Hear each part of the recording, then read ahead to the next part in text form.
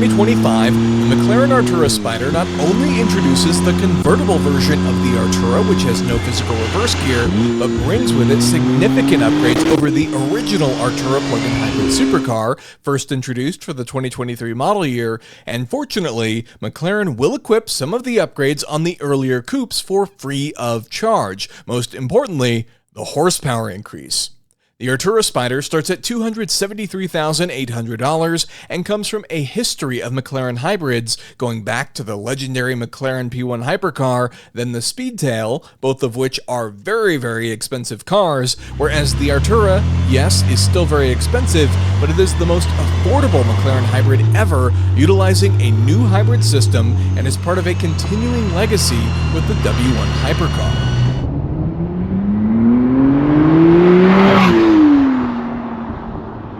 The Artura is a performance hybrid, utilizing McLaren's new M630, an aluminum 120-degree 3-liter V6, which revs to 8,500 RPM, fitted in a rear mid-mounted position, and equipped with twin electronically actuated turbochargers, dry sump lubrication, and a hybrid system, while being more power-dense than the McLaren P1.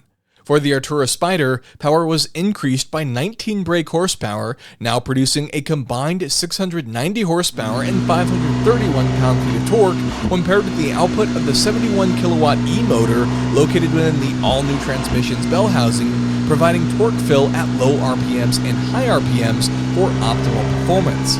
The all-new transmission is an 8-speed dual-clutch seamless shift gearbox, but uniquely, all 8 gears are forward gears. For reverse, the Artura only uses the E-motor and spins it in reverse. The benefit of this system means McLaren could save weight and complexity in the transmission and optimize forward acceleration with the addition of one forward gear over previous models. The transmission was also recalibrated for the Spider and now shifts 25% faster thanks to a new pre-fill feature which essentially loads the transmission to the kiss point, anticipating the shift. The E-motor and lithium-ion battery plug-in hybrid system works in both directions, offering an E-driving mode, which is not fast by EV standards, but moves the car along nicely forwards and backwards silently, making it perfect for not angering your neighbors or using the 11 to 21 miles of EV-only range to save money on gas, and yes, that's real usable range at any speed. As you use the Artura's charge, the battery can quickly be recharged through some spirited twisty road driving thanks to the Artura's regen characteristics, which it does most efficiently in the track mode. The EPA rates the Artura at 19 miles per gallon combined, or 45 mpge. For McLaren, the Artura features a curb weight of 3,439 pounds and achieves 0 to 62 miles per hour in 3 seconds, 0 to 124 miles per hour in 8.4 seconds, a quarter mile in 10.8 seconds, with a top speed of 205 miles per hour.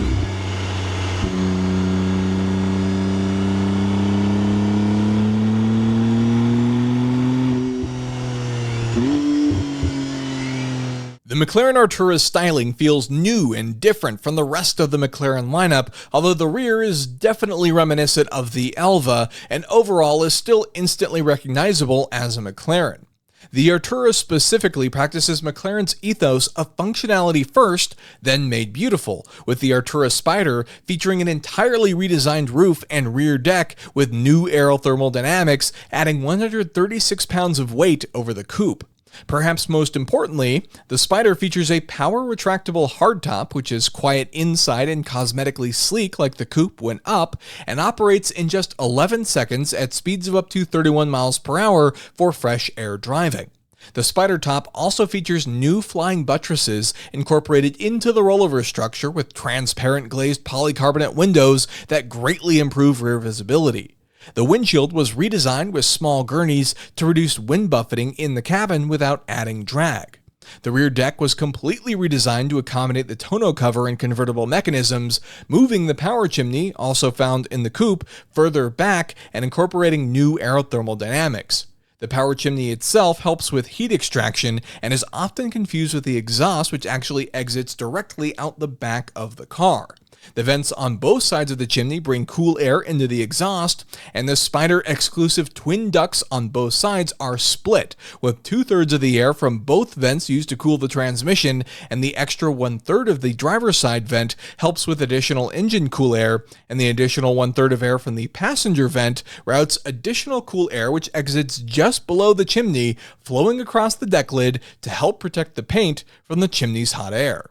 This particular car is finished in McLaren Special Operations Lantana Purple, with the front featuring a hammerhead style nose with LED adaptive headlights and front intakes with a lower splitter, while on the side, this car features the 10-spoke star-forged alloy wheels with McLaren orange brake calipers nicely contrasting the purple, and then above the wheels are carbon fiber vents, which of course are functional, helping to pull turbulent air from the wheel wells, and come as part of the $10,400 carbon fiber exterior package, including the mirrors and rear vents.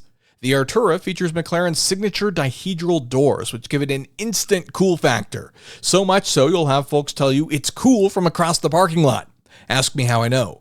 The side vents incorporate the radiators for cooling, and the fuel door is on the passenger side, with the plug-in hybrid charger located on the driver's side.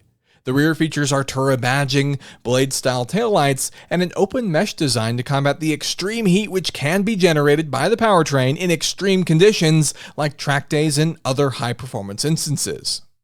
The front can only be operated when stationary and thus features no additional safety latch. Inside is the main storage place with plenty of space for at least 2 weekend bags and available McLaren accessories like the fire extinguisher. There is also a light, which is a nice touch. Underneath, the Artura features a new carbon fiber tub, crash structure, and chassis hardpoints wrapped in aluminum body panels with fully independent suspension, utilizing double wishbones in front with a multi-link setup in rear, featuring McLaren adaptive damping with several damping modes, which was revised for 2025 for greater responsiveness, along with carbon ceramic disc brakes for better brake endurance and performance, with lightweight aluminum 6-piston brake calipers in front and 4-piston calipers in rear, along with electro-hydraulic power steering, and more. Moving on to the interior, you gain access to the door handle here. There's a little pad. You push it, the window lowers, so the door can now clear and open up, which of course is McLaren's signature dihedral door. And it's important to have a proper supercar door. It's one of the coolest things about owning such a cool car like this. And I'll tell you, from driving this through all the filming and stuff, a lot of people kept commenting on how cool the doors were whenever the car was parked. So extra brownie points there. As you take a look in the door, we actually have some of our first controls here. You see we have some controls for the towing options for the car and even the tonneau cover controls. And these are important. Obviously, you have limited space in a supercar. You do get a frunk in this car, which is pretty spacious, I'd say. But you can also store stuff here in the tonneau cover. So you can lift it and close it with those buttons there. And you do have a little bit of extra space. Now, be warned, obviously anything you store here is basically directly on top of the engine. Of course, there is a carbon composite cover and stuff that goes over top, but you can assume it'll definitely get hot. The cool quirk is, obviously, that's also where the convertible gets stored, and if the car thinks that you put something back there, it'll actually remind you when you're actually trying to operate the top that maybe you should check that first. As we take a look at the rest of the door here, all the craftsmanship is just beautiful. You also get ambient lighting in the door here, which is a really nice touch, and you also get the Bowers & Wilkins stereo system here. You can see your power window and even your door controls there, but then this is also cool. You don't always get storage pockets in supercars, and yet they put one in here. They tried to design it in a way so that your stuff wouldn't just fly out every time the doors went up, but it is something to keep in mind. That's also where you'll find the emergency release, as you can see with the tether there, for the doors in case something happens and they're not operating correctly. Another cool fact, as we take a look at the sill here in the front fenders, you can see the manufacturing sticker with the country of origin being the United Kingdom, and a reminder that the engine bay actually gets quite hot. Shocker, I know. As you see here, this is the main door sill. It is embossed with McLaren, which is very cool. And then we have our very intuitive interior. And just like the exterior, there are lots of options, including most Perhaps most notably, the actual carbon fiber package here in the interior. This particular car was also equipped with the comfort seats, which are optional. And essentially what these do is they're an upgrade from the standard lightweight, less adjustable seats, and they just give you more options to be more comfortable and adjust more items with all the power controls you see there down below. The seats themselves I found to be quite great. They obviously have lots of side bolstering here, even leg bolstering, and I didn't think that they were so aggressive that it made it even harder to get in and out of the car. I didn't have any issues in that compartment. Now, if we go ahead and open up the seats here, you can find that there's an access port here in the back for your manual, in addition to some extra speakers from that Bowers & Wilkins system, and then even vents and extra components that really don't matter to you as the owner. Now, let's go ahead and climb in the car, and we can start to go through some of the various features and all of the cool tech here in the McLaren Artura. Closing the door, super simple. Then the window goes up.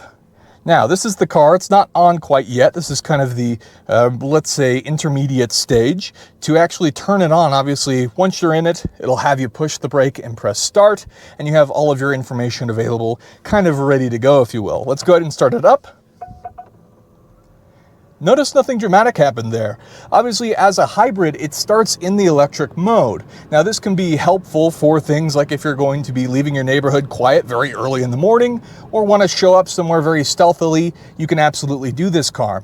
And at the moment here, if you look over the range on the side, I want to point out that in the regular driving modes, you do get range showing while it changes depending on what you're in. In this case, it's prioritizing the actual usability of the car, which does feature real driving range with up to 21 electric miles, which is just, in my opinion, unbelievable. Now, the first things I want to talk about is just how intuitive this is. The interior is obviously still feels very McLaren-esque, but has been updated quite a bit. There's no active button or anything like that on the interior. The cool stuff is right in front of you. First of all, I want to point out that the actual steering wheel and even the instrumentation are all on one system. So when you electronically adjust it, as you can see here, you can see everything moves as one unit. And now the reason that it's important is in some cars, right, you only adjust the steering wheel itself, and sometimes that can result in blocking the instrument cluster. But that's not the case here. McLaren designed everything you see in front of me with the intention of you not having to take your hands off the steering wheel in order to adjust it. So I think that's incredibly important. Another cool feature is that, again, carbon fiber steering wheel with carbon fiber options, very comfortable flat bottom steering wheel, but you have these super clicky paddle shifters. And while yes, you have the plus and the minus on these particular shifters, they actually still work both ways in the classic McLaren fashion. So you can upshift and downshift with the same paddle. Now here on the display itself, the big updates come of course in the form of what McLaren calls the binnacles, and that is these things on the side of the car. And you can use them, as you can see here, without taking your hand off the steering wheel. This one over here on the right side with the P is for the powertrain. The manual is of course your shift modes, so you can switch between automatic or manual shifting through that button as well, or the car will automatically adapt if you just start using the paddle shifters. But shifting through the powertrain modes, we have electric, which I think is self-explanatory, comfort, which is kind of like a regular mix. You heard the engine just fire on there. And comfort will still do things like turn the engine off at a stoplight and try to be relatively efficiently turning the engine off downhill and using electric power, etc. Then you have sport. I would say this is your enthusiastic street driving mode. It's the one that doesn't totally just make everything crazy. We'll still shift into 8th gear, so your top gear essentially on highway speeds without holding the revs out too long. Whereas track, on the other hand, again, I think that's pretty self-explanatory, by far the most aggressive mode. And what you may have noticed there is that the dash just changed as well. So you can see there's the sport display. We still have our range. We still have a regular sort of tack in front of us, but the minute you put it into track, everything changes. Obviously this is for the track mode, but if you were to use track on the street, it's also the fastest way to regen your battery.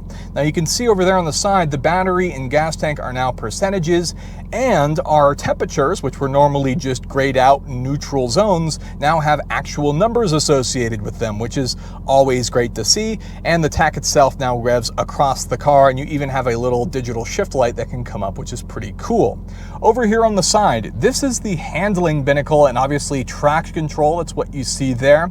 And it starts in comfort, which is quite respectable for regular street driving. You have sport, which is ever so slightly stiffer. And then you have track, which is extremely stiff and makes it so that you can feel every single crack and bump in the road. That one's very aggressive. I'd say that one's not really meant to be used for regular driving on the street. It'd probably be a little bit too aggressive, but I quite like the way these work. They're very cool adjustable features, and I think this is a huge improvement for usability of the car. Obviously, having the paddle shifters actually mounted to the steering wheel as well is also my preferred point of contact for cars like these, as opposed to the column mounts. Behind that, you also have the stocks. This particular lower stock is actually how you're going to manage your infotainment here, so you can move through it. And as you can see there, you have things like your tire pressure, you get access to your infotainment, your charging options, and then additional cool features would be things like launch control, which you bet this car is equipped with, but you also get the variable drift control, which of course you have to adapt different modes, make sure the car is warmed up before you can access all of those various options. But very cool, very intuitive for everything that's available in this car, which makes it very easy to use as a supercar. And then behind that, we also have some of our light controls, and then on this other side we have our wipers, and then below that our adaptive cruise control. Not something you expect to see in a supercar, but always very welcome. I do want to point out all the buttons here on the side. You have our electronic parking brake, which is required when parking the car neutral first, then parking brake. You have your lighting controls. You have your front pop latch here, your lock button, your lane departure assist, which the car makes a very interesting beep at you when you depart. And then you also have your front lift. Lifts the front in 4 seconds and can lower it rather quickly. Very helpful. The car's not so low that you need this all the time, but it's nice to have for peace of mind. As we come over here to the center, there's a lot of cool options here. Obviously some central vents, and in this new display, it feels quite timeless to me the way that they did this, because it's not filled with buttons and cluttering, and so I quite like the simplicity of it. Now, I think the idea for this system was in its main sort of regular standard mode, right? There's a lot of stuff to access here through the main menu, but you're really not going to use this a whole lot. The system can obviously use Apple CarPlay. Once you get it set up, I don't think you'll be touching it a whole lot. It'll be doing things automatically, and the few things that you might want to adjust on a regular basis, like your climate control, you simply touch here at the bottom and it brings up your climate control, which in this case, in the classic McLaren fashion, has these little race car drivers where you can select where you want the air to be blowing. You also have heated seats here with 2 different settings, and you also have the options to adjust your air conditioning along with your various other options here for your air conditioning. So it's all very intuitive. I like the simplicity of the system. I think it makes the car feel more timeless, and it's quite easy to use. Underneath that, however, we do have a wireless charger here, and you can see a very cool Kiwi badge that of course mentions the years of production for the car, along with some cool information. Below that, we have some updated cool features here. Obviously, this is the drivetrain select, something you won't be messing with a whole lot. You have neutral, obviously, is how the car is going to start with that parking brake, along with drive, reverse, your hazards, and even your engine start stop here at the top. There is something I want to show you important here with reverse. When the car is in reverse, this is the display you get. Your main backup camera is here in the center of the instrument panel, and you have this top-down view. The top-down view is the most important, and here's why. When you're actually backing up this car, the minute you start to turn the wheel to correct, you can't see the backup camera anymore. This has been incredibly frustrating and makes this main backup camera quite hard to use, but fortunately you have this top-down view, so you can definitely park this and change things however you like. So that's kind of a mix of both is needed, in addition to obviously your mirrors when you're moving throughout the vehicle. Now lastly, you do actually have a cup holder, which is awesome to see in a supercar. Some additional storage here and plugs, so you can use that Apple CarPlay as well. And then here in the top, you have your visors, which aren't just regular visors, but also have the options for fold-out mirrors here. And then in the top, you obviously have your rear view mirror, but you also have your controls for the top. In this case, you have the convertible mechanisms, you have some lights, in addition to the fact that you can actually independently lower and raise the rear window. And speaking of the rear window, as you see there, you can see straight through the flying buttresses, as I mentioned earlier, which is definitely a blind spot, but fortunately they're transparent and no longer as much of a blind spot. Lastly, this car has a very cool option, and that is right here. This has the electrochromatic roof. If you touch this button, you can open the roof and now you're letting light in, or you can close it up and therefore it's keeping the car cooler on the inside. So there you have it. That is a quick look at the interior of the McLaren Artura. I think it's incredibly intuitive. You have this driver-focused experience. Things like the fact that the instrument cluster actually lowers and raises it with you means that anybody can feel right at home and confident to drive this car on the road while still being a great street car and still a very fun car for even the track or just rallies, whatever the case is. This car really does feel like it does it all.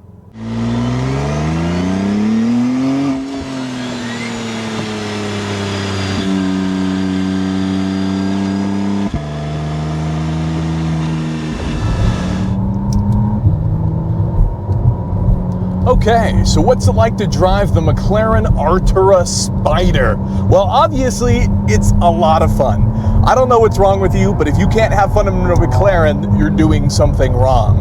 Now, there's a lot of cool stuff going on in here. You get a lot of feedback from the car. I want to talk about one of the things that McLaren is known for first, and that is, of course, the steering. And it is fantastic in this car. They use that electromechanical system, and it gives you fantastic feedback. But then additionally, when you mess with the powertrain settings and the settings for the actual steering of the car as well, you'd be surprised at just how much you feel. The minute the car goes into the track modes, you start to feel all the little bumps and changes in the car, but then you also have the usability and practicality with the electronic mode of the car. And it's actual usable electronic range. Up to 21 miles of EV range is no joke, and you regenerate it so fast as well that it's not something that like you need to plug in and charge to use it every night. You can literally just put the car in track for a bit, build up some hard braking, and the car will regen itself rather quickly. You can actually build up the boost from, let's say, a third to half full, all the way up to full in just a matter of minutes driving the car, of course, depending on how you drive it.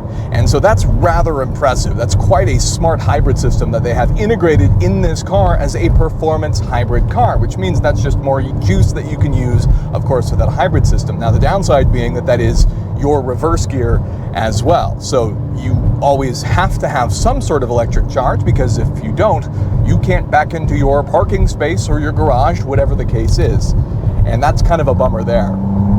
But okay, on to the other parts. Visibility, definitely an improvement here. Obviously, it's a supercar, and with the sort of sunken in, low, cool silhouette, you're gonna have some visibility downsides. I do like that they changed the rear buttresses to transparent, because while it seems like a silly thing from the general outside appearance, once you're actually in the car and driving it, you start checking your blind spots, you're looking directly through the clear part of the buttresses. And so that's pretty important that they actually change those. And that is a very, very intelligent thing to do. I know that the Artura had some mixed feelings on certain aspects of the car from the get-go, but this update that came with the Spider seems to have fixed all of those complaints, and then even better, built upon it with better improvements to the car. And it's my understanding that a lot of the changes that happen to the Artura Spider can be implemented on the earlier coupes if you have an earlier car. I know for a fact that the powertrain settings, the increased horsepower found in the Spider, is definitely available, and I believe McLaren will even do it for free if you have the earlier cars and want the upgrades. Obviously, some stuff is going to be exclusive to the Spider, the exterior styling in terms of how they rearrange the rear section of the car and the powertrain chimney and stuff that you're not going to be able to adjust. In terms of the brakes are pretty awesome. Obviously, it's hard to complain about carbon ceramics. They have plenty of stopping power, and they never feel like they're really getting hot, even under pretty intense accelerating conditions. So that's always impressive. The car, oh man, the capabilities are well beyond anything that even some people who regard themselves as really good drivers would be capable of. This car is insanely impressive. And it sounds great, obviously, with the Composer and other components that go into producing this car. You have great feedback on the inside. At times, the car can be really, really quiet on the outside, and it can be a little bit deceiving unless you're actively on it. The car actually makes itself pretty quiet if you were to put it in comfort during normal driving conditions, and of course will even shut itself off when you come to lights and things like that. Now, personally, I find track mode to be a pretty nice sweet spot. The only downside of track mode is obviously it's slower at getting itself into the highway gears, which you don't want it to do for the track. But in regular driving instances, I think it's great. I found myself getting fantastic fuel economy. All right, got a freeway stretch here. Oh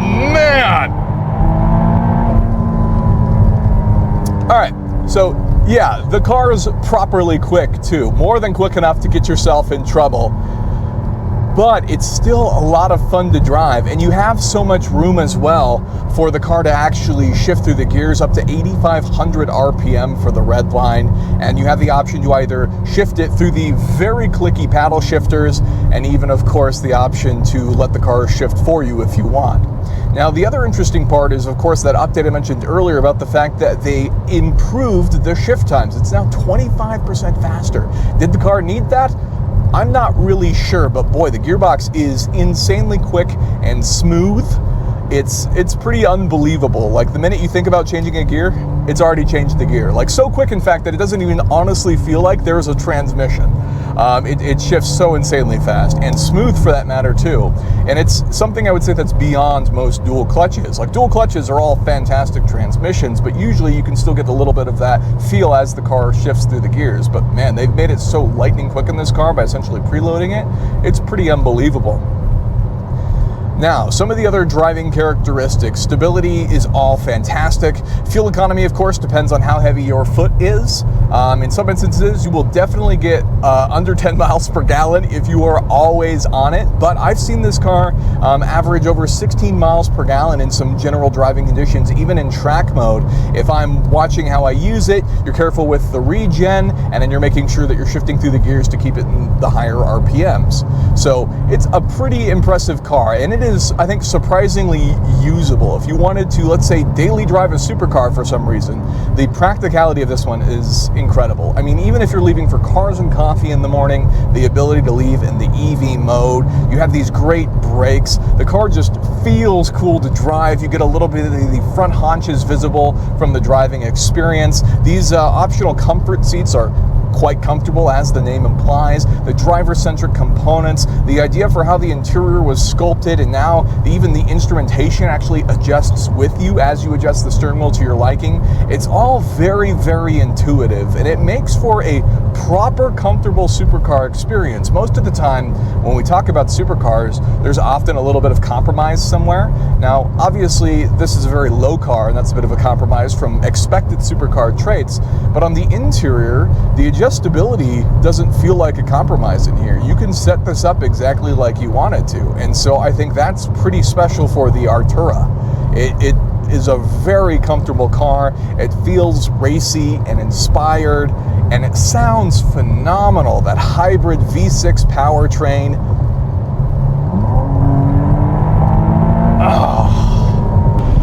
I also want to point out that the car is incredibly lightweight, and because of that, it feels highly checkable, and then it also just feels like a go-kart. I mean, mix that with the great steering, the quick acceleration, and even fast top speed. It's a really special car that feels like everything is kind of wrapped around you. It's very agile. The nose feels like you can just point it wherever you want it to go. And really, it's just a great driving experience. When this thing is on the road at any speed, it does feel fun and purposeful to drive, which is a really special experience. You know, there's some cars that try to make up for that and pretend by changing the variable, you know, steering feedback when you put it in different track modes. And like, obviously this has some of that variable stuff, but the way that McLaren sets these cars up is really special, and it feels just so special to drive, as if it's just an extension of yourself as well. And so they really nailed it. It's just so fun. It's such a good car. Not to mention the Bowers & Wilkins system. In my time with the car, there's been some just questionable times where maybe it felt like the fob wasn't totally working correctly in terms of activating the car immediately. But even in the Phoenix temperatures, right now it's summertime, and the car's been doing quite well. I have seen it sort of creep towards 220, but for the most part, the car has been quite nice. And really, as long as you keep the car moving and make sure that you're cooling down the car, let's say, between any hard accelerations, in a lot of instances, the car does just fine as an all-weather car, it seems. I mean, if it can survive testing and driving out here in Phoenix, Arizona during summertime, that to me gets a pretty nice check mark. But there you have it. That's a look at the McLaren Artura Spider, obviously updated for McLaren's hybrid supercar. It's just such an impressive car. It does so many things so well, it sounds phenomenal, and the intuitiveness for the updates with this time around just really check all the boxes. Obviously, you don't have to spend the same amount that this car cost, around $360,000, as the Spider starts around $273,000, but this is quite the supercar. You have that slight mushy delay on the gas pedal from the start, which could be a mix of sort of turbo lag and maybe the hybrid system providing that torque fill. But once you get on it, honestly, I don't think it's that big of a deal. I feel like it's something that you adapt to rather quickly in my time driving with the car. And it's just a ton of fun to drive in just about every single driving circumstance. It can be as comfortable or as stiff as you want it to be with all of the various adjustments, and all of the changes they've made are a huge improvement even over previous generations. Like the 720 was such a huge success, and yet some of the improvements here feel significantly better. So with that, that's the end of the video. If you enjoyed it and could leave me a thumbs up, I'd really appreciate it. Consider getting subscribed for more content like this in the future. And of course, thank you so much for watching, and I'll see you in the next one.